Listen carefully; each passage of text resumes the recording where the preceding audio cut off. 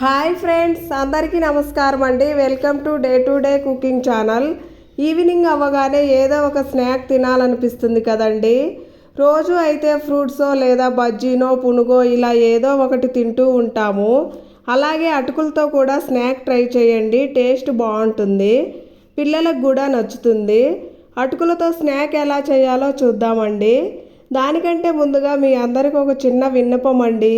Please అండి, మా channel subscribe చేసుకోండి. ఇక ఆలస్యం చేయకుండా వీడియోలోకి అయితే వెళ్ళిపోదామండి. ఫస్ట్గా ఒక పెద్ద బాండీని తీసుకొని స్టవ్ మీద పెట్టుకొని 1 లీటర్ ఆయిల్ వేసుకొని హీట్ అయ్యాక ముందుగా నీట్గా చెరిగి శుభ్రంగా చేసి పెట్టుకున్న అటుకులనైతే ఆయిల్లో వేసుకోవాలండి. ఈ విధంగా ఆయిల్లో వేసుకోవాలండి. అటుకులు 1 కేజీ అటుకులు అయితే తీసుకున్నాను నేను. చూడండి, ఇవన్నీ ఒక బేసిన్లో అయితే వేసుకున్నాను.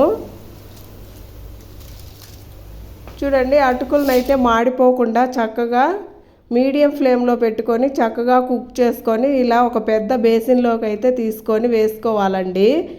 ఎందుకంటే మనము అటుకులు కలుపుకుంటున్నాం కదా, సో పెద్ద బేసినే తీసుకోవాలి. అలాగే ఒక 150 గ్రాములు అయితే వేరుశెనగ గింజలు తీసుకుంటున్నానండి. చూడండి, వాటిని కూడా ఇలా ఆయిల్లో హీట్ అయిన ఆయిల్లో వేసుకొని వేరుశెనగ గింజలు చిటపట అనే వరకు ఉంచుకొని వాటిని కూడా మనం అటుకులు వేసుకున్న బేసిన్లోనే వేసుకోవాలండి. వేరుశెనగ గింజలు మాడిపోకుండా చక్కగా చూసుకొని వేయించుకోవాలండి. చూడండి, ఈ విధంగా వేయించుకొని అటుకులు ఉన్న బేసిన్లోనే వేసుకున్నాను. చూడండి, ఈ విధంగా వేసుకోవాలి. ఇప్పుడైతే అలాగే పొట్నాల పప్పులండి, ఇవి కూడా 150 గ్రాములు తీసుకున్నాను. ఇవి కూడా సేమ్ అదే ఆయిల్లో వేసి ఇలా వేగనిచ్చుకొని వాటిని కూడా మనం అటుకులు వేసిన బేసిన్లోనే వేసుకోవాలండి. మాడిపోకుండా మీడియం ఫ్లేమ్లోనే కుక్ చేసుకోండి, మాడిపోతే బాగోవండి. చూడండి, ఈ విధంగా 1 నిమిషం ఉంచితే చాలండి ఆయిల్లో, వేడి ఆయిల్లో చక్కగా కుక్ అయిపోతాయి. చూడండి, ఈ విధంగా వచ్చిన తర్వాత వీటిని కూడా మనము అటుకులు వేసిన బేసిన్లోనే వేసుకోవాలండి. ఎందుకంటే ఇవన్నీ మిక్స్ చేసుకోవాలి కదా, సో అన్నీ ఒకే బేసిన్లో వేసుకోవాలి. మీరు ట్రై చేయండి, చాలా బాగుంటాయండి. ఇవి బొరుగులతో కూడా చేసుకోవచ్చండి. అది మళ్ళీ ఇంకొక వీడియోతో చూపిస్తానండి, బొరుగులతో ఎలా చేయాలో. ఇప్పుడైతే అటుకులతో చూపిస్తున్నాను. చూడండి, ఈ విధంగా వేసుకున్నాం కదా. ఇప్పుడు మన టేస్ట్కి తగ్గట్టు అలాగే క్వాంటిటీని బట్టి ఉప్పు కారం వేసుకోవాలండి. చూడండి, వీడియోలో చూపించిన విధంగా వేసుకోండి. ఇప్పుడైతే వీటన్నిటిని బాగా మిక్స్ చేసుకోవాలండి. అటుకులు, అలాగే వేరుశెనగ గింజలు, అలాగే పుట్నాల పప్పు, ఉప్పు, కారం ఇవన్నీ వేసుకొని ఇలా చక్కగా కలుపుకోవాలండి, అన్నీ బాగా కలిసే వరకు.